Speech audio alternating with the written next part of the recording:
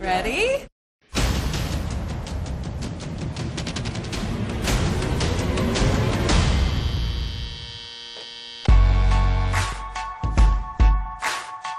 I met the girl. You met a girl while No. The girl. It's like we can communicate without speaking. Are you crying?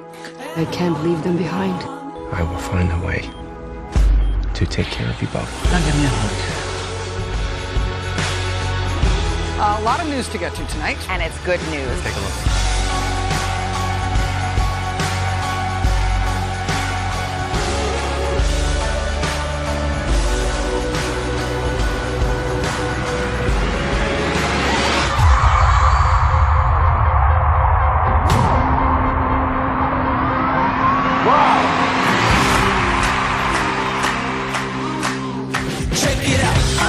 Good evening from NBC News election headquarters. Thank you so much.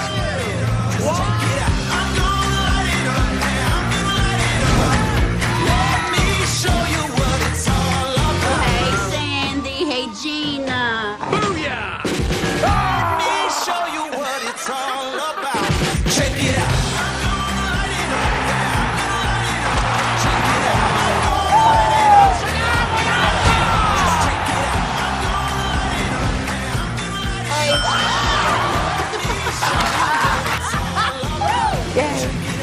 Listen, we're your parents. We're here to help you. Welcome home, kiddo.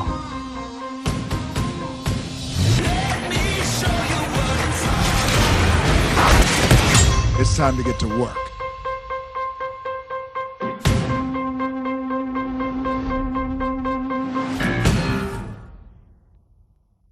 Hi, everyone, and welcome to the 2021 New York Latino Film Festival. My name is Maria Kay, and I am the festival's virtual producer this year. I'm excited to introduce the panel that you're about to watch, presented by NBCUniversal.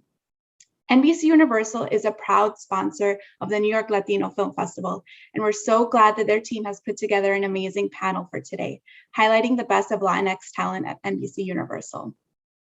I'd like to introduce our moderator for today, Rosy Cordero, who has recently been named the senior TV reporter at Deadline. In her role, Rosy will also continue to uplift talent from marginalized communities while spearheading Deadline's diversity and inclusion coverage. Thanks, Maria, and thanks to the New York Latino Film Festival for having us here today with this important panel, Our Culture, Our Time, Latino Men in Entertainment. It's my pleasure to introduce you to our panelists today. From NBC's This Is Us, actor and director Jon Huertas. Rick Gonzalez from the upcoming Peacock series, The Symbol. And last but certainly not least, WWE Superstar and the newly crowned United States champion, Damian from USA and Peacock's Monday Night Raw. Welcome, you guys. Thank you. Thank you. Appreciate it. Now, before we begin, I want to share a quick stat. According to the 2020 UCLA Hollywood Diversity Report, Latinos are more than 18% of the population, yet make up only 5.3% of the share of broadcast TV roles in the 2018-19 season. Now, even though things are improving in Hollywood, these numbers are still very dismal. Jon, you and I have had these conversations at length throughout the years. What is Hollywood still getting wrong? What can it be doing to make more significant changes? Well, I would say first, it's not about quality of representation or quantity of representation. It's about quality of representation. So how are the characters developed? What kind of characters are we seeing? And that comes directly from the writers in the writers' rooms. So the statistics you're talking about are about how many Latinx people we're seeing on screen, but what about the Latinx people that we're not seeing in writers' rooms, behind the cameras, directors, in executive positions, as showrunners, as people with deals at studios? Like that's where I think we're lacking the most. That's what will make a difference when it comes to the quality of representation on screen. Yeah, 100%, which is why it's so important that that step you took to direct on This Is Us. I want to know about that decision and how that's helping to open the doors for other Latinos who want to be behind the scenes. We need more showrunners. We have barely no Latino showrunners. Tell me about that. Well, for me, I mean, I've been working now in Hollywood for like 27 years, and I've done well over 400 episodes of television. I've only been directed by one adult male Latino. So another person I can see on the other side of the camera that would understand why I'm making a choice based on my background. And so I feel like it's my responsibility to step into those shoes for the next crop of young Latinx actors that are coming up, so they can at least see another face on the other side of the camera. And, you know, with my experience, I feel like it would be a failure on my part not to step behind the camera and start using that for good. And it's also worth noting that even with you guys just existing in these projects, both behind the cameras and behind, it's already such a huge help, because we're saying, hey, like, we're out here existing. Rick, you've been in so many of my favorite projects.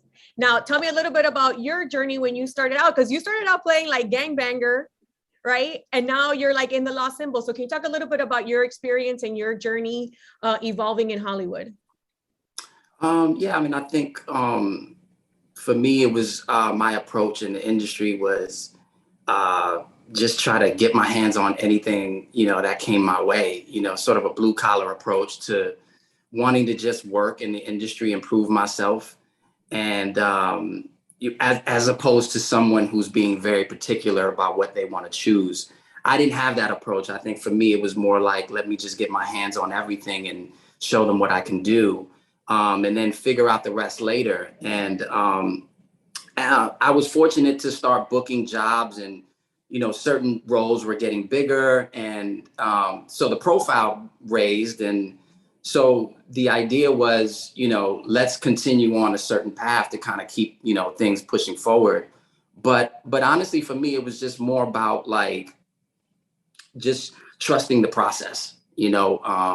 I think for me, though, what I do realize, like, Jon's been in this 27, I've had about maybe 23 years in the game. And for me, it was more like realizing who I am as a person, right? I'm Puerto Rican Dominican from New York City.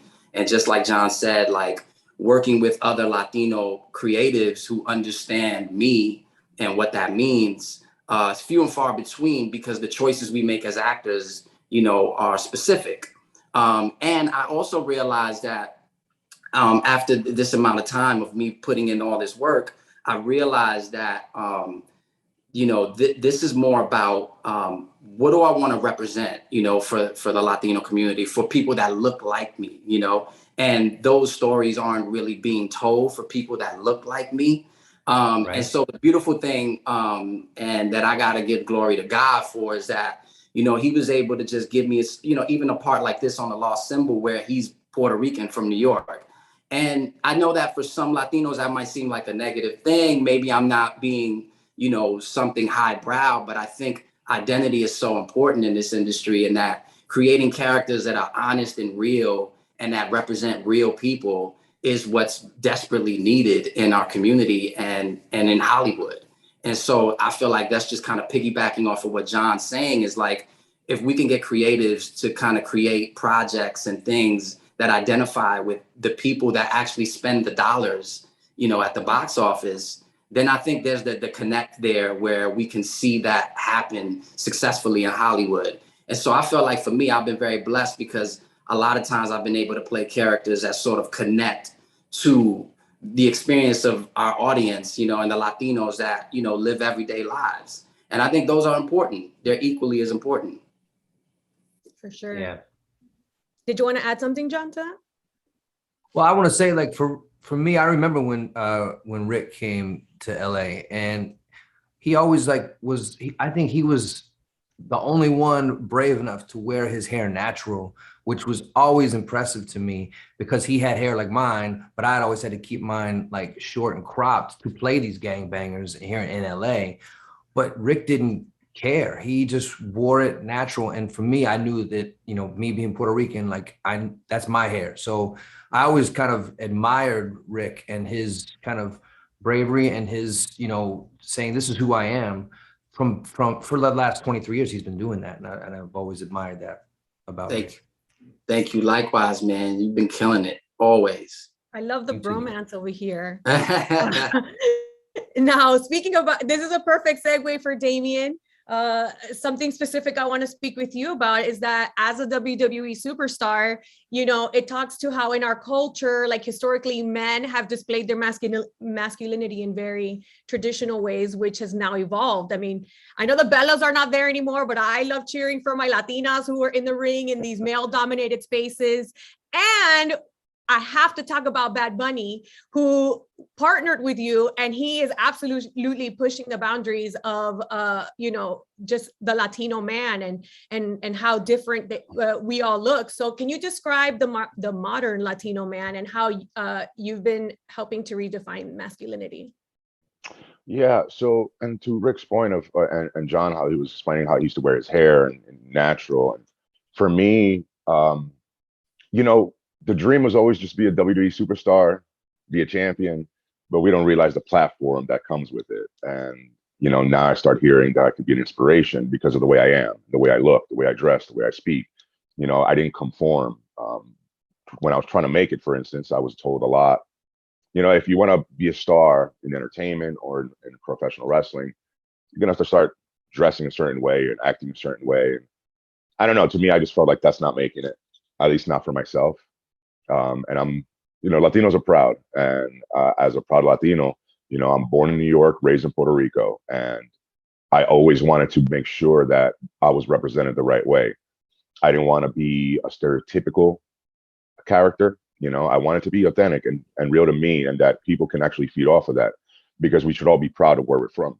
And that was how that started with me. And, you know, not every tough guy has to scream and holler all the time.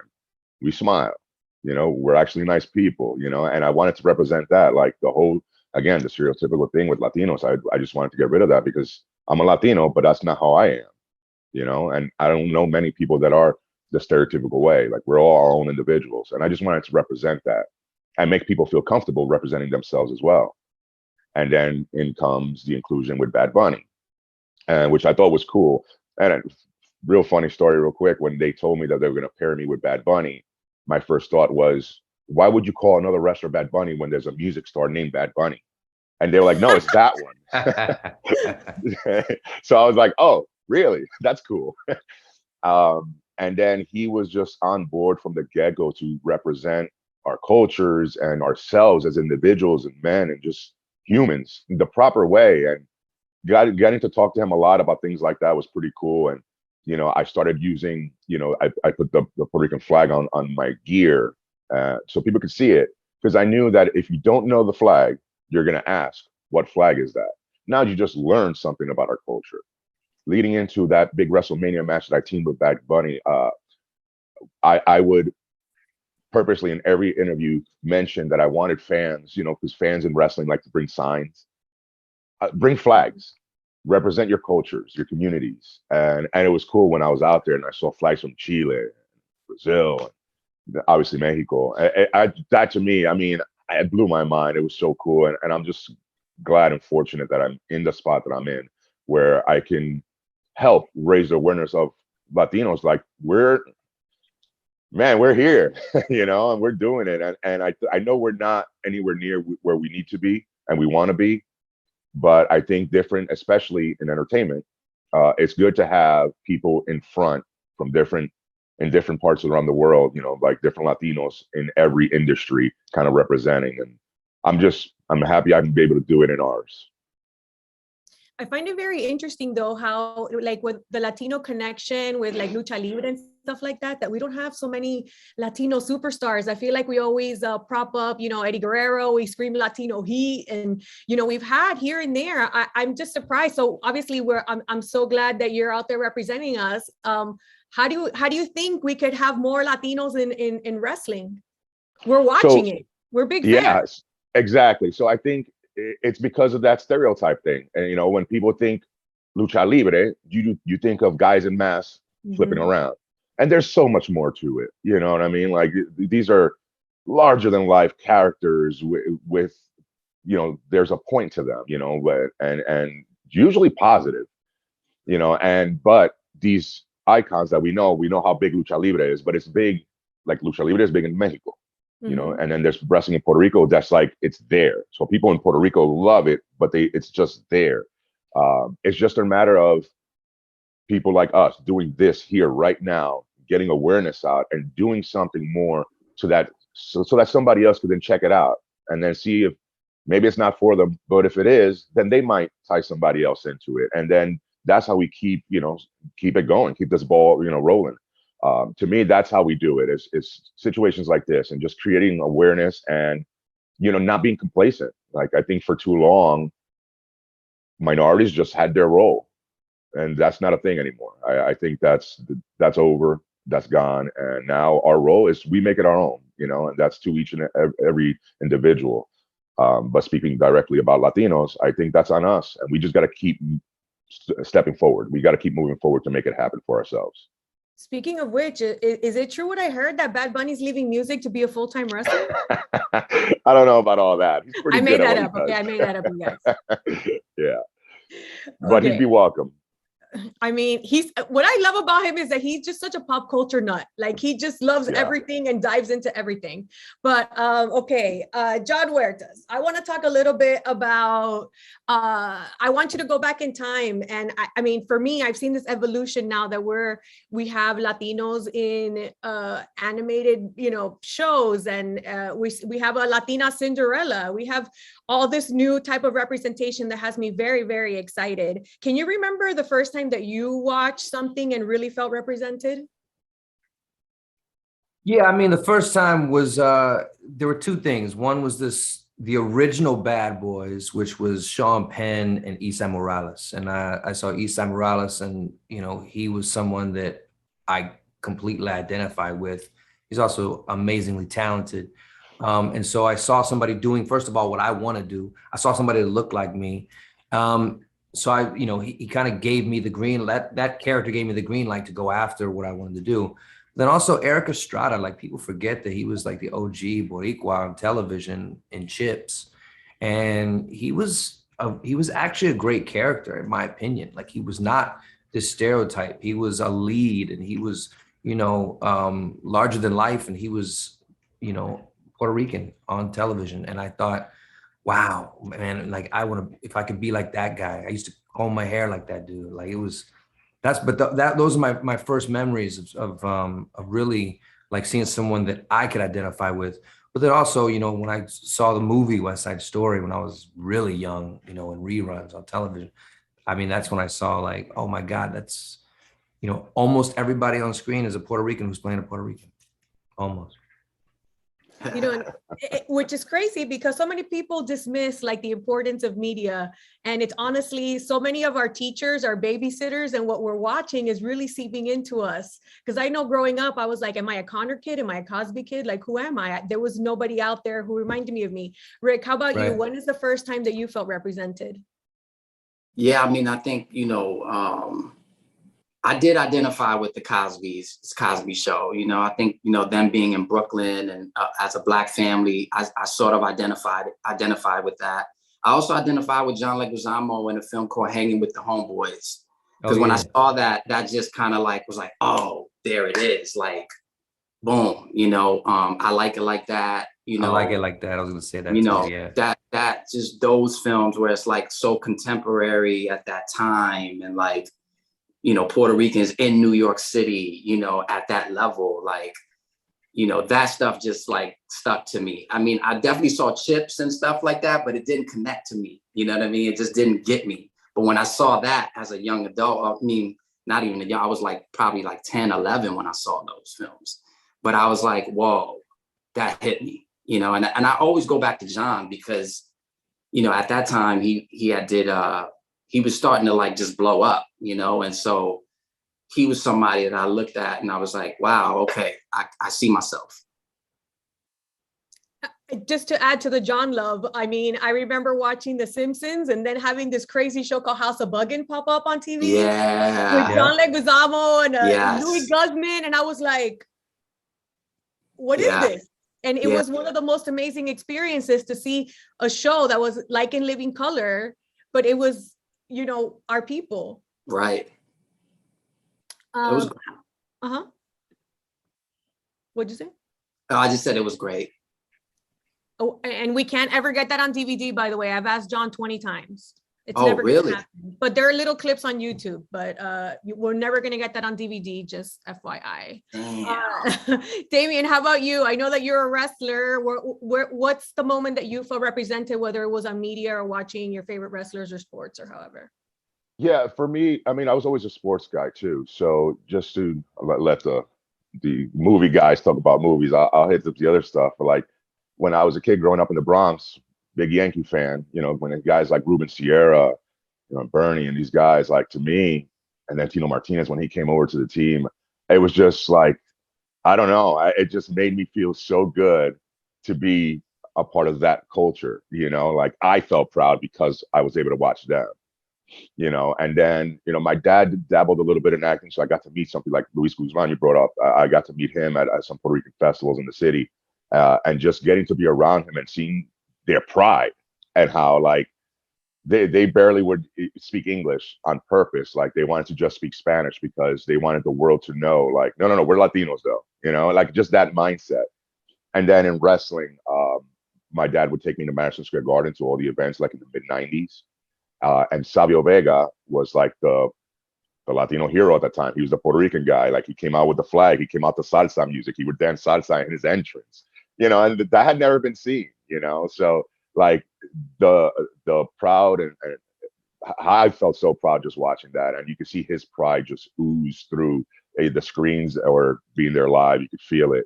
So for me, those were just a few people that I know I can remember and recall how I felt. Like I felt excited to be Latino when I watched them, and it made me realize that like I could do this. I can be more. You know, I could want more. I could entertain and you know, live a dream, so to speak. But yeah, those would be some of the key ones for me. And look, all these years, now that's you in that spotlight representing for Latinos. That's wild. That's really powerful. That's right. Yeah, that's amazing. I want to talk to you guys a little bit about your current projects. I'm going to try not to cry, talking about This Is Us, of course, which I hated in the beginning because I'm like, this show is manipulating my feelings. It makes me cry every time. And now, of course, we're crying because it's almost over. Jon, what can you tease about the final season? Miguel goes into professional wrestling in his seventh in season 6. There it is. Kidding. I can't tease anything. They don't let me talk about what's going on. I can say that the first episode is written. We're starting production next week, and you know, we're all excited. And you know, the writers have been working for I think like 3 or 4 months. I'm already getting scripts for episode 2 and 3. It's like, you know, usually you're waiting for a script till like, you know, 2 days before you start filming. So, you know, I think that the writers are as excited as the actors are, as the directors are, to really, you know, come out strong with the last season of This Is Us. And, you know, we're going to tie up a lot of things that we haven't got to experience yet. For instance, I think the love story between Miguel and Rebecca, you know, hopefully we even get to go to Puerto Rico since we set the wedding there in season 5. So maybe we'll get to go there and film, which I would love. Can you say whether or not you will be directing again in the finale for the final season? I think so. Yeah, looks like it. Yep. Nice. That sounds like a yes, you guys. Yeah. Nice. Now, Very Rick, good. I have to admit, I'm a huge Robert Langdon fan. I read those books like a crazy fiend. I'm like, what can you tease about the show? What can we expect? There's not much to say. They gave me 2 pages of what not to say. They said, make what's sure on you don't the page say of what you all can this. say? I mean, it's, you know, listen, I think, you know, people that love, you know, Dan Brown novels and in that world are going to be very pleased. I think we have a fantastic cast. I think our producers and our writers are hitting the mark and everything's landing so well. There's going to be some, you know, some twists, some things that may not, you know, or may be there from the book. So we'll see. I mean, but there's going to be a lot of interesting, I mean, it's really exciting to be a part of something like this. And I feel like, especially now, like our first episode kind of touches on like symbols and what they mean and sort of the, you know, like sort of the socio climate of like what that means in our world today. So I just feel like we're going to hit the ground running in a really great way. And I think we're going to entertain people at the same time. So I'm excited. That literally tells me zero about your character. Oh, well, I mean, my character being simple. Well, look, my character is a Capitol policeman. His name is Nunez. He works at the Capitol, and he uncovers something right when he sees Robert Langdon there. And my character was sort of in the book, but not really. So he's like kind of been created for the show. And like I said, he's Boricua. He's from New York. And what I love about him is that he's kind of the audience. He's sort of like, looking at this from the outside looking in, when he's surrounded by so many smart people, and just kind of checking the world out and seeing how crazy they are sometimes. So it's been fun. It's been a lot of fun. Okay, that's better. Now, Damian, I want to know what it was like, what it felt like to beat up Sheamus, and what this new because God, I want to beat him up. And what does it mean to you to be the new United States champion? Well, especially as a Boricua. Yeah, half the people don't even know that Puerto Rico is part of the United States. That is so accurate. It's unbelievable. But well, first, beating up Sheamus felt really good for one special reason, is that I've never, ever in this business have been hit harder than the way this guy hits me. He is the hardest hitting person that I've ever been in the ring with. A few times I thought I saw my spirit leave my body, like this is enough, and then come back. And I was like, okay, I got to give it back. But so that side felt good. Now, being the United States champion, again, when like what I was saying earlier about like the dream, right? We don't realize the platform, but the dream for me as a kid was I wanted to be a WWE superstar, but I wanted to be a champion, so that, because I want my name to be remembered. Like that's me. I really, like, I just want to be remembered. I just want to do things in a positive way that people can talk about later, next week, next month, next year, and I want to create moments. And this was definitely one of those moments that I will always cherish. It took me a long time to get here. Been doing this for 17 years, and only 2 in the WWE. And, maybe I wasn't always the most positive person. I didn't do everything the right way, but now, I've changed and I've learned. And now I'm at this stage. And for me, I wouldn't change anything. I think I am where I am for the right reasons right now. And I think it's the perfect time for me, not just for me, for the company, for our culture, to have a Latino champion, in our company. It's not only has it been long overdue, but it's been long overdue to have it represented this way, in a positive way, and in a way that it's up to us, not just what a writer will write. I think they're letting me kind of roll with the ball here. Like, how do you want to be seen? How do you want to represent yourself? And even when I get scripts and whatnot, like, I'll change things and I'll say, hey, I wouldn't say this, or this doesn't make sense in Spanish, because their writers don't know what a Latino rock star wrestler from the Bronx, they don't know what that is, like if unless you're that, how could you write for that, when you're just used to writing one way? So we're working together, which is great. That's my favorite part, is that they are willing to listen and learn, and then help me with my ideas to make them better. And right now, that's where we're at. So being a champ in WWE in 2021 is pretty sweet. Now, as you're looking towards WrestleMania, do you have any dream matches in mind there? Who you want to take on? Now, I mean, if I could just pick anybody, like growing up, The Undertaker was my favorite wrestler. Mm-hmm. Like, he literally was the reason why I fell in love with wrestling. I remember I was living in Puerto Rico, and there was a segment where he stuffed the Ultimate Warrior in a coffin, and they couldn't open it, and they weren't sure if he was going to live or die. I know it has nothing to do with actual wrestling, but the fact that we weren't sure if this guy was going to live or die made me fall in love with the business. I just remember the emotion I felt, and I was like, I want to make people feel like that. I want to create emotions. So Undertaker would be the guy. But then there's so many modern stars like John Cena, Stone Cold Steve Austin. Obviously, he's retired, but that would have been a cool one. Roman Reigns is on top of his game right now. The Rock, obviously. Hello, he's cool. Rumored to be coming back, right? There's always a rumor, though. They're always coming back. That's what we hear. But no, but that would be cool. It's just, and I love the fact that with someone like him, we're minorities. So it's like different cultures again getting represented on a big stage, and now with the name that he's built for himself, to forget it, the publicity, and it's just all positive stuff for different communities, which I love. But those are some dream opponents. But now a different dream. So October 2nd, we're actually going to Puerto Rico. We're going to be at the Coliseum there, which I'm so excited about because I've never even wrestled in Puerto Rico. So I'm excited that I'm going to be able to do that there. But it'd be cool to have like a WrestleMania or a big event like that on the island, like something crazy like that where the whole island is invested. Now that's a goal right there. Yo, Rick, John, and I are all gonna wait for our tickets, our invites. We're all. You guys are gonna be at my entrance. Don't worry. Yo, VIP, yo, VIP. Now this wouldn't be the first time to see this happen, you guys, but there's always like some crossover action that happens on WrestleMania, and it looks like John is interested. You see a match there with John or against John. We need a wrestling name for him.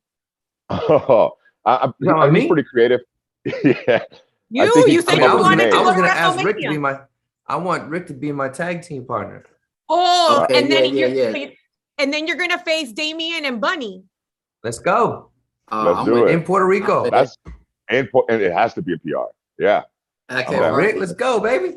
Let's go. Listen, we got NBC people listening right now. Yo, I set up this match, so I better be like the VIP covering this. You got to be the referee or something. Yeah. Right? Oh man, no, I want to be like Lillian Garcia. I'll be like an announcer. I've always you have loved good energy her. for that. Yeah. You know how awesome it was every time that a match would come on and then you hear Lillian Garcia and I'm like, Garcia, that's a Latina. Yeah.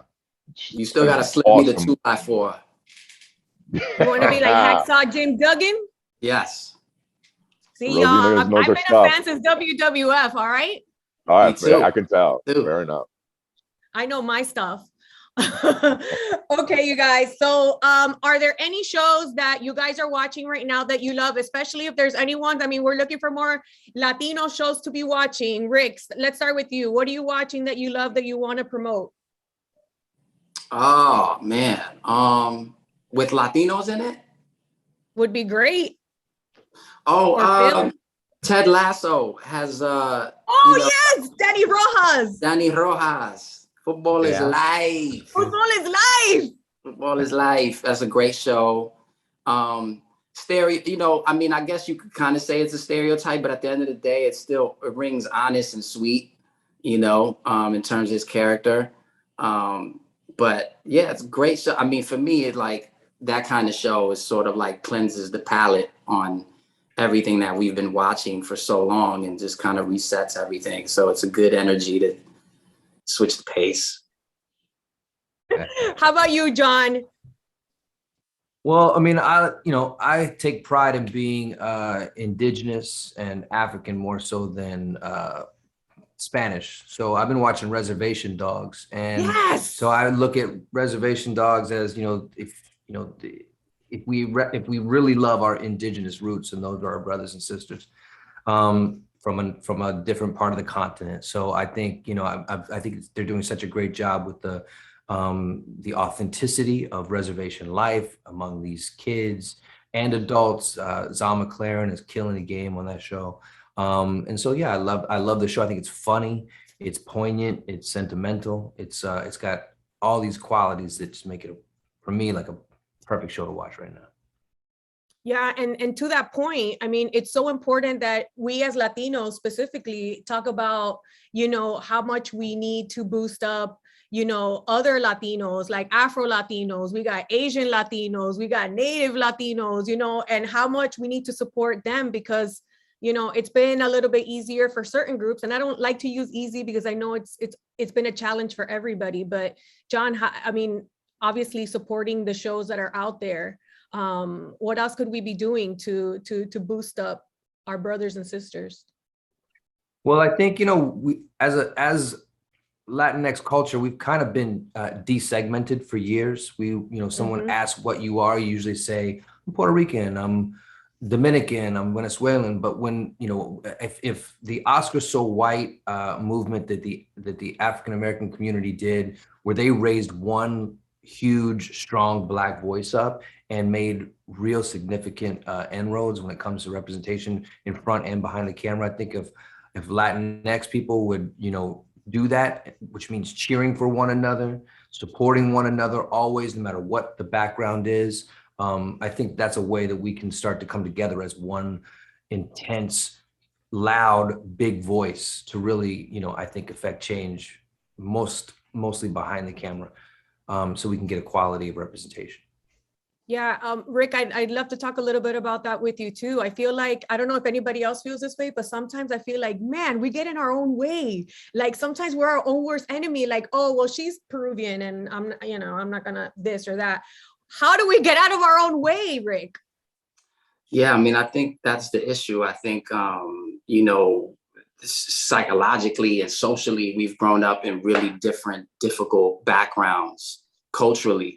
And so we bring that with us to when we create our projects. We bring that when we come into this industry, sort of like defragments us and just kind of separates us. And I think ultimately, like, it's like piggybacking off of what Jon said, which is great, is like this idea of supporting each other, but in a genuine way, and I think that was something through my 23 years of realizing that, and even for myself was like, a simple like, hey, you did great on that, or congratulations, or, just a simple hello, to really show camaraderie between, Latinos that are from different backgrounds working.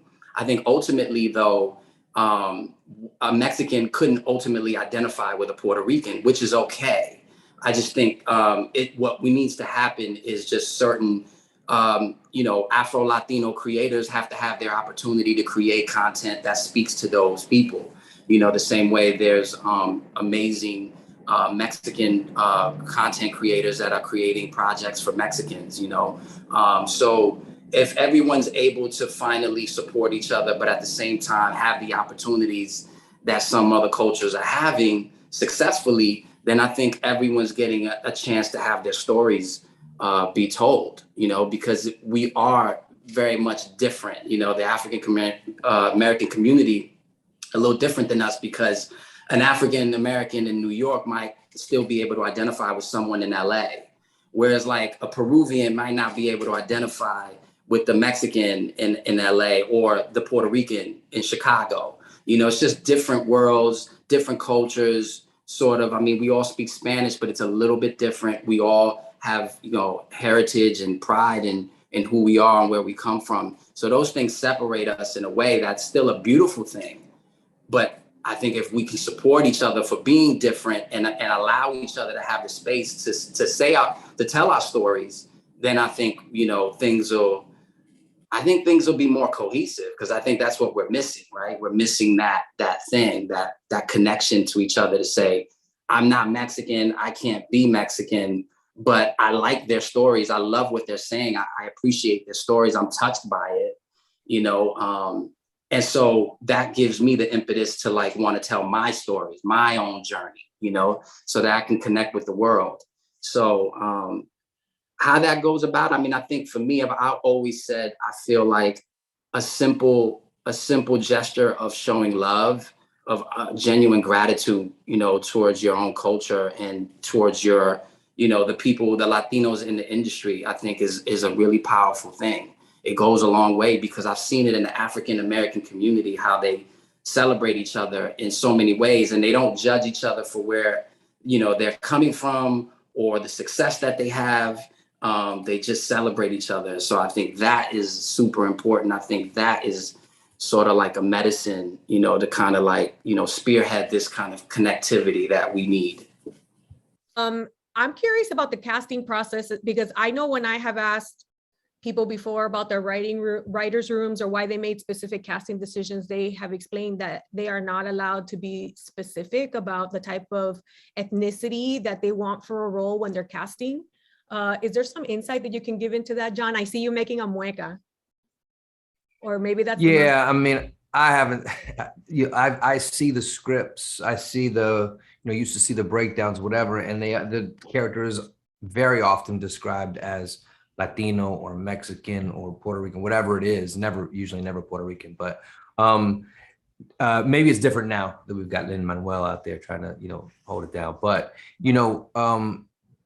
that was usually, I think, in my experience, the way that characters were developed. They were, we need a Mexican in here, we need a Puerto Rican in here, we need a Latino in here to tick off a box. And, for a lot of the characters that I've been lucky enough to play that are my, kind of bigger characters, they were always kind of ambiguous. And then they would change, like, for instance, on This Is Us, my character's name was Mike at the beginning. And we shot the first couple of episodes as Mike, and they had the cast come back in and do ADR and change his name to Miguel, because they wanted to make sure the audience understood that, my character was Latino, even though you just can look at me and tell, and you don't really need the stereotypical name. But I am glad that they definitely wanted to make sure that we were representing the community with the name Miguel. But I think with the casting process, for me, every time I've gotten a role for the last, since I've gotten some, a certain body of work behind me, I've been able to say, I want my character to be Puerto Rican from New York. So Castle, I was a Puerto Rican from New York. On This Is Us, I'm a Puerto Rican from Puerto Rico. So, I've been able to collaborate with the writers once I've been cast, because I just kind of put my foot down and said, this is who I am. This is what I want to represent. And this is, it's important to me. And luckily enough, I've had, creatives that I've been fortunate enough to work with respect that and say, all right, let's do it. What about you, Rick? Yeah, I think for me, the struggle with me was always auditioning for Mexican roles. And I found a lot of frustration in that, because I just didn't see enough of me being represented. So it was a lot. The idea of Latin to Hollywood was Mexican. And so I was frustrated by that, because of for most people, I think, who understand the Mexican culture would probably look at me and not think Mexican, but for some people who don't understand the Mexican culture and just kind of jumble Latinos all together, would assume I could be Mexican as well. That doesn't mean I can't play Mexican, but I think inside me, I was like, I would like to see more people that are Afro-Latino, Dominicans, Puerto Ricans, Cubans, you know what I mean? Like, I identify with that, and I didn't see that in television. I didn't see that in the films that I was, auditioning for and stuff. So the frustration was always seeing a Mexican role representing an entire thing called Latino. And so that's the frustrating part for me, is like seeing an entire industry think that Latino means Mexican. And so that's why I'm so grateful that I'm playing a character on this show, Lost Symbol, who's Puerto Rican from New York, and unapologetically Puerto Rican, right? So it's like, I think those things are super important, because when people come up to me and say, I appreciate what you're doing because you're representing, when they say representing, is because they see identity. And so that's something that I want to touch, that for me, like, really kind of dawned on me, especially when Chadwick Boseman died. It made me realize, like, his journey in terms of acting was all about identity. And I realized, like, I was sort of in that place. I just didn't know I was about identity, because who I am and what I look like. And so there's people who are young and old that can say, I see myself in him. And I think that's an extremely powerful thing, because if we don't have people that can create content for someone that looks like me, then how can I tell how can those people be represented? You know what I mean? Especially in pop culture, where that can sort of change the way we see people, So in terms of casting, it was always the frustration of feeling like Hollywood sees Latino as one thing. And that's frustrating to me. And I want to say, going back to something that Damian said earlier, and about learning from people, I think education is paramount to how we're going to move forward as a Latinx community. First of all, not only educating writers, not only educating, the creative decision makers, the executives, but also educating ourselves. So to Rick's point about always, like, I auditioned for mostly Mexicans when I first moved to California, because writers are writing what they knew, and they wrote about the people that they saw or that they experienced.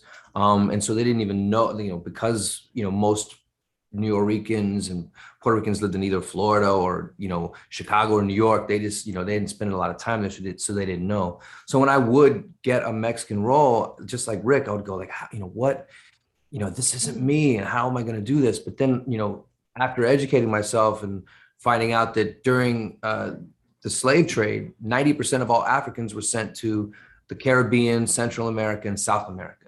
Only 10% came to the United States. And Mexico has about 2 million Afro-Latinos, Afro-Mexicans, a lot of them in Oaxaca. So then I would, in my own mind, in my own heart, say, well, I'm an Afro-Mexican then, because I look different from what Hollywood's version of a Mexican has always been. So if I'm going to embrace that my character has, these African roots, just like my own personal roots. And so it helped me. And so sometimes I think as actors, we have to do that. We have to educate ourselves. We have to also, do that. We have to what's the word I'm looking for? Kind of dig deep inside ourselves to see how we can connect to this character, even if it was Mexican. So that's kind of what I would do. But I think now moving forward, we have to start educating people. We have to educate people about our culture as a Latinx culture and all encompassing. But then we have to educate them enough so that they can want to educate themselves. You know what I mean? So that they can learn more if they do want to write about our culture. If they do, because I think that as much as I want to see more Latinx writers, I also want Anglo, Black, Asian writers to be able to write some semblance of a character who might be Latino or Afro-Latino, and then let somebody else who's in the writer's room or the actor who plays this character fine tune it and say, yeah, you almost got it. Let me help you out. I'd like to educate people how to write for us. You know what? As frustrating as it is to sometimes think like, gosh, we're having another diversity panel. Like I'm seeing all these guys all the time and they're doing such great work. And God, sometimes these panels are so stressful, but I learned so much about what you guys are doing behind the scenes. Because obviously we're seeing, your nice, social media posts of what you're doing, and people don't really get to know how you guys are pushing the boundaries behind the scene. So yeah, thank you guys for all of that. But before we wrap this panel, I know I skipped Damian when I asked about what shows you're watching, because I'm dying to hear if you're watching Heels and what you think about that. I actually have not started it yet, but it's in my list. I will watch it. Obviously things have been a little crazy lately, so I've been really busy. And I have so many shows that I watch as it is, so I'm trying to catch up on those first. But as far as shows with Latinos, back to what you were asking earlier, though, I like Mayans a lot. Yes, that's my show. Good. Yeah, it's. Wait, where's my Mayan? I love a whole Mayan shelf up there. Oh, that's cool. That is cool. I used to be a Sons of Anarchy fan, and but Mayans, I just love that. Obviously, it's a show. There's entertainment, and it's based on a certain type of life. But what doesn't go notice is just the Latino aspect of family, and how because that's the one thing we all have in common is that pride of family. And that in the Latinx culture is imperative that people know that. And that shows it off, that love for family, no matter what happens, and you could get mad at your family members and you guys could go head to head, and even share blows. But at the end of the day, blood is blood, and it just shows that bond. And I love the show for that aspect alone, is the bond that Latinos have for their own, like especially in family. Exactly. And I mean, and when your time frees up, I mean, I can recommend 2 shows off the bat. The Lost Symbol premieres on Peacock on September 16th. Starting this guy, Rick Gonzalez, you may know him. Hey. I've heard of it. And the final season of This Is Us, it hasn't started taping. Jon Huertas won't tell us anything, but we recommend you watch that show too. That I'm looking forward to. Yes, very much. Oh man, thank you. You guys, I could talk to you guys all day, truly, but our viewers have their next panel to get to. I want to thank Jon Huertas, Rick Gonzalez, and Damian Priest for joining me for this important conversation today. And yeah, this was Our Culture, Our Time, Latino Men in Entertainment. Wepa! I feel like that Wepa needs to be back there. Wepa. Oh yeah. Wepa. Well. Thanks, guys.